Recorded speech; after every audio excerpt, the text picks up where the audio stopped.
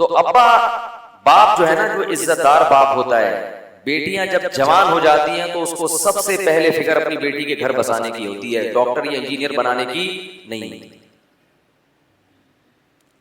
یار میرا خیال ہے بس سب سے پہلے اس کی فکر کیا ہے کہ بچیوں کا گھر بسے. اور میں بار بار کہتا رہتا ہوں، نکاح تعلیم میں رکاوٹ نہیں ہے.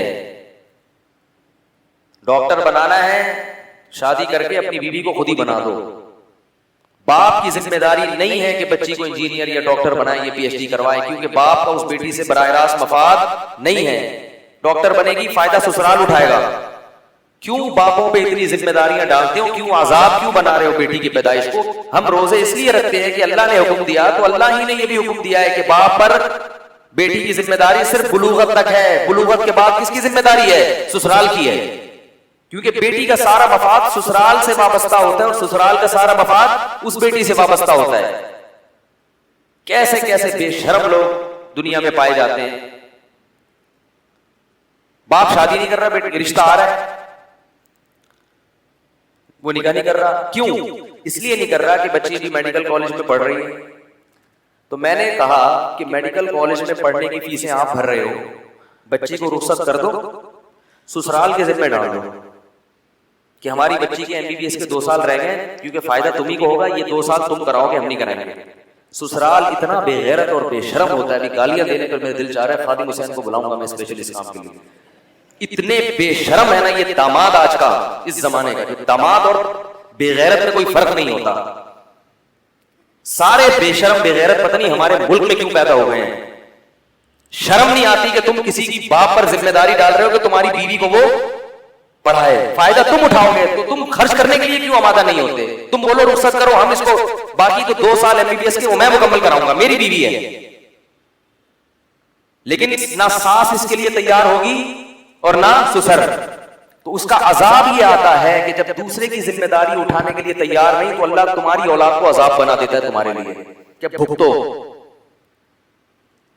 خود دوسرے پہ خرچ کرنے کے لیے تیار نہیں، تو اللہ تمہارے خرچے تمہاری بیٹیوں پہ کراتا ہے اور پھر ان سے نکاح کے لیے کوئی تیار نہیں ہوتا. تو اللہ کے بندو اس کلچر کو تبدیل کرو. دیکھو صحیح بخاری کی حدیث ہے، رسول اللہ صلی اللہ علیہ وسلم نے صحابی کا نکاح کرایا صحابیہ سے. کس بات پر؟ کہ تمہیں جتنا قرآن یاد ہے تم اس کو بھی سکھا دینا.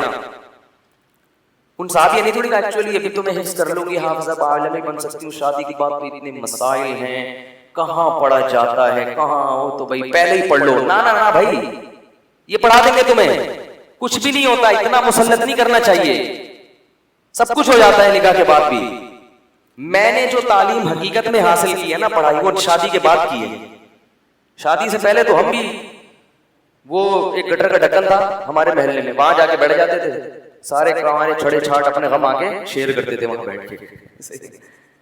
کچھ بھی نہیں ہوتا، 10 بچے ہوں 12 بچے ہوں، کچھ بھی ان چیزوں کو ہم نے مسلط کر لیا ہے. بالکل ویسے ہی لائف ہوتی ہے، اور اچھی لائف ہو جاتی ہے، سارے اور اچھی ایکٹیویٹیز ہوتی ہیں اس کی. اور اگر اپنے آپ کو ان ذمہ داریوں سے دور بھگاؤ گے تو اللہ آپ کو غلط چیزوں میں ڈال دے گا. تو اس لیے دوسروں کی بیٹیوں سے شادی کرو اور پھر اپنے خرچے پہ ان کو پی ایچ ڈی کراؤ. نہیں آ رہی میرے خیال میں. کیا کرو اپنے خرچے پہ؟ یہ نہیں کہا کرو ہمیں ڈاکٹر چاہیے، نہ ہم ایسے بے شرم نہیں ہے کہ کسی کے باپ کی کمائی ہم کھائیں، ہم ڈاکٹر بنائیں گے. بہت مشکل ہے یار. میں شکر کرے میں بھی تھوڑا سا اپنے آپ پر میں نے قابو کیا ہے، ورنہ یہ ٹاپک جب آتا ہے نا تو جو لوگوں کے حالات نظر آ رہے ہیں، ایک چیز اللہ سے مانگنی چاہیے، اے اللہ بے غیرت بننے سے پہلے ہمیں دنیا سے اٹھا لے. غیرت نہیں ہے، خدا کی قسم دلائل کی انبار لگا دو، باتیں سمجھ میں نہیں آئیں. اگر غیرت نہیں ہے نا تو جو مرضی کر لو. وہ ایک انگریز عورت آئی تھی نا ہمارے یہاں، میں نے بتایا تھا فرانس سے، مثال تو بےہودہ ہے لیکن وہ بار بار اس کہہ رہی تھی اسلام میں یہ یعنی بدفعلی مردوں سے حرام کیوں ہے، یعنی اگر کوئی عورت سے نکاح کرنا چاہتی ہے، مرد سے شادی کرنا ہے تو حرام کیوں. اس کو میں نے سمجھایا، درس طریقے سے سمجھایا، اس کی سمجھ میں نہیں آیا. پھر مجھے خیال اس کو بتاؤں غیرت جب ختم ہو جائے نا تو پھر چیزیں سمجھ میں بولو بھائی نہیں آتی. یہ گندا عمل ہے. آپ بھنگی کو سمجھاؤ کہ یہ گٹر ہے، بدبودار ہے، وہ کہے گا میں تو ڈبکیاں لگاتا ہوں، مجھے بڑا مزہ آتا ہے. او بھائی اس میں وہ چیز ہی حصی ختم ہو گئی ہے، صفائی ستھرائی. اب آپ بھنگی کو بولو گوں گوبر، کہے گا اتنی میٹھی میٹھی باتیں میرے سامنے نہیں کیا کرو، وہ یہی کہے گا نا. کسی عام آدمی کے سامنے کرو گے بار بار کیا گوبر گوں کیا منہ سے اچھی چیز کا نام لو. بھنگی کے سامنے جتنا گوبر کرو گے وہ خوش ہوگا کہیں کسی کا گٹر تو نہیں بند ہے, مجھے لے جاؤ یار مجھے پیسے ملیں گے. تو حقیقت ہے کہ جب اذا فاتک الحیاء فافعل ما شئت, جب حیا ختم ہو جائے تو پھر جو چاہے کرو. تو بچی بالغ ہوتے ہی اس کی شادی ہونی چاہیے, اور آگے ساری تعلیم وہ کہاں جا کے حاصل کرے گی؟ سسرال. اور پریگننسی یہ تعلیم میں رکاوٹ نہیں ہے. آپ یورپ امریکہ میں وہاں کی خواتین سے پوچھو, پریگننسی کے دوران یونیورسٹیوں میں جاتی ہیں, پڑھتی ہیں, سب کچھ ہوتا ہے. یہ ہم نے ہوا بنا لیا ہے, ان کے ہاں جو ہو رہا ہے وہ صحیح ہے, اور ہمیں جو ہے نا پتہ نہیں کس لائن پہ لگا دیا.